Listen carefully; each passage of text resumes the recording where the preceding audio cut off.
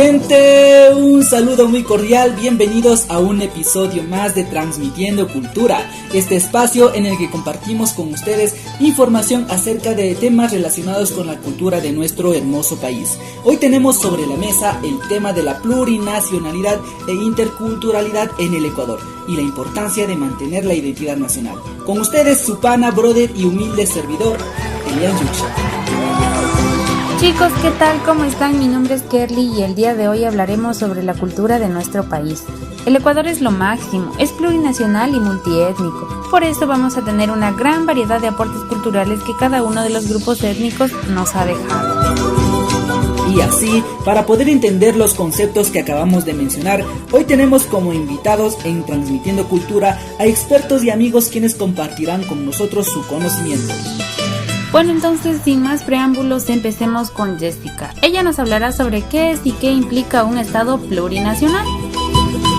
Claro, Carly. El Estado plurinacional plantea la unidad en la diversidad, en la que la sociedad ecuatoriana tiene que reconocer la existencia de los pueblos y las nacionalidades indígenas como sujetos políticos con derechos propios.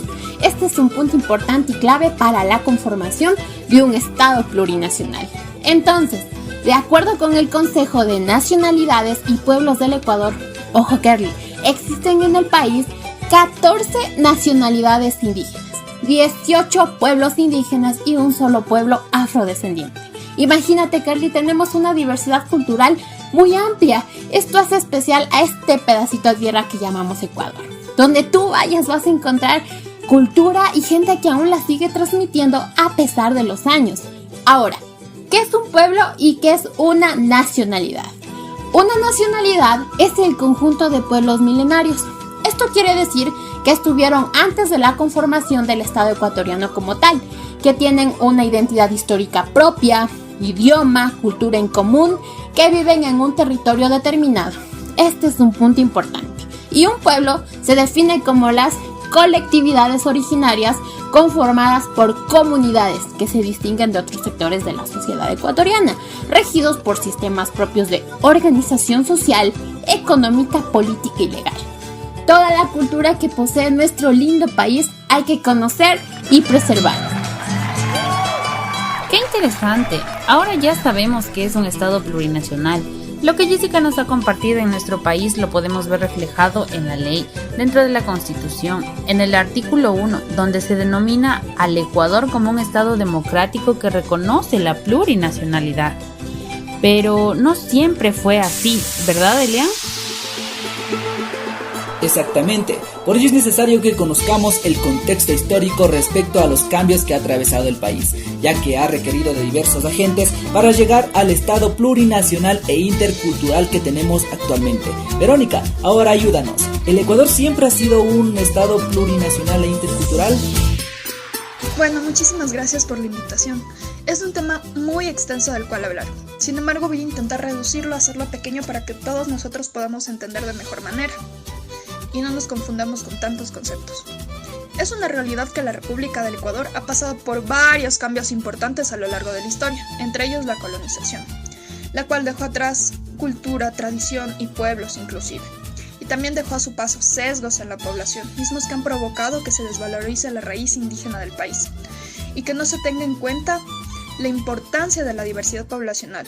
De no ser por la lucha indígena en temas como la educación bilingüe, por ejemplo, la interculturalidad, y de no ser por la participación de personajes como Tránsito Amaguaña, Dolores Cacuango o Fernando Datilema, el Ecuador se encontraría sumamente atrasado en temas de plurinacionalidad y con ello el respeto a los derechos. En el 2008 la Constitución ya plantea de forma clara y precisa cuestiones como la participación política, la diversidad cultural y entre ello ser partícipes activos de las decisiones, sobre todo para los pueblos indígenas, que eran los que más relegados estaban. Se da un cambio relevante, obviamente teniendo en cuenta que todos somos diversos y que todos tenemos el derecho a la participación, que la diversidad es lo que hace rica nuestra cultura y nuestro país. Lo óptimo igual es tener en cuenta conceptos como la democracia, la identidad nacional, la diversidad cultural y la diferencia entre todos estos conceptos. De igual forma es importante que nosotros sepamos y seamos conscientes, seamos entes que investiguen, todo en pro de formarnos un criterio respecto a lo diverso que es nuestro país. ¿A qué eso no se lo sabían, verdad? Los aportes e información histórica que ha mencionado Verónica son de gran valor e importancia educativa y que todos nosotros deberíamos saber por el simple hecho de ser ecuatorianos. Sin embargo, pues, es importante diferenciar dos términos que ella menciona al final: identidad nacional y diversidad cultural, por lo que Alexis nos ayudará a distinguirlos. Pues sí, bien, aquí podemos ver que hay una gran diferencia entre el significado de la identidad nacional y el significado de la diversidad cultural. Por ejemplo, de otra forma más fácil y más sencilla, podemos decir que la identidad nacional, dicho más fácilmente, va a ser un sentido de pertenencia, basándonos en ¿qué? En lo que es la idea de la nación, es decir, en oposición a lo considerado ajeno o extranjero. Puesto que la existencia de una identidad nacional, esta supone la manifestación de algunos y ciertos sentimientos, ya sea el de amor, el de orgullo y compromiso a nuestro país y a nuestra política nacional.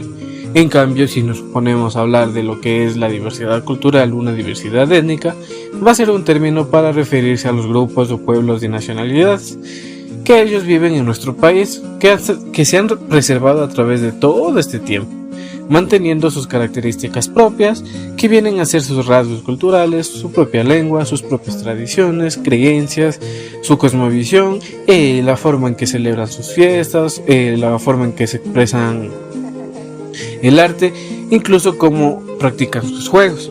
Estos elementos y otros van a conformar parte de lo que hoy denominamos una identidad cultural.